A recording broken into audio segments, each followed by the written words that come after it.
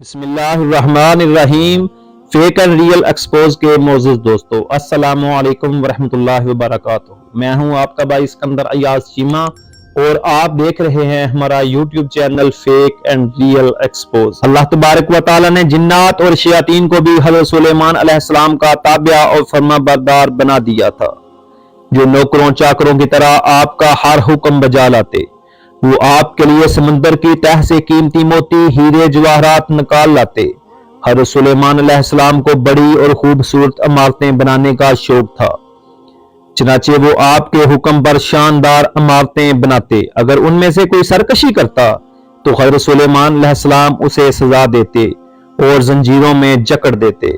قرآن کریم میں ارشاد ہے، ہم نے بہت سے شیاطین بھی ان کے تابع کیے تھے، جو ان کے فرمان سے گوتے لگاتے تھے اور اس کے سوا بھی بہت سے کام کرتے تھے، اور ان کے نگہبان بھی ہم ہی تھے۔ جنوں میں بھی دو طرح کے جنات تھے، ایک تو اہل ایمان تھے جو اپنے نبی کا ہر حکم مذہبی فریضہ سمجھ کر پورا کرتے، لیکن جو جن کافر تھے انہیں شیاطین کہا گیا۔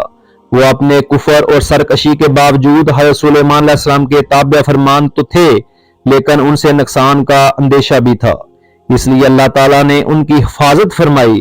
سورہ سبا میں ارشاد ہے، جو کوئی ان میں سے ہمارے حکم سے پھرے گا اس کو ہم آگ کا مزہ چکھائیں گے۔ مفسرین فرماتے ہیں کہ اللہ تعالیٰ نے ایک فرشتہ مقرر فرما دیا تھا جس کے ہاتھ میں آگ کا سوٹا ہوتا تھا، جو جن حضرت سلیمان علیہ السلام کے حکم سے سرتابی کرتا، فرشتہ اسے سوٹا مارتا، جس سے وہ جل کر بھسم ہو جایا کرتا تھا۔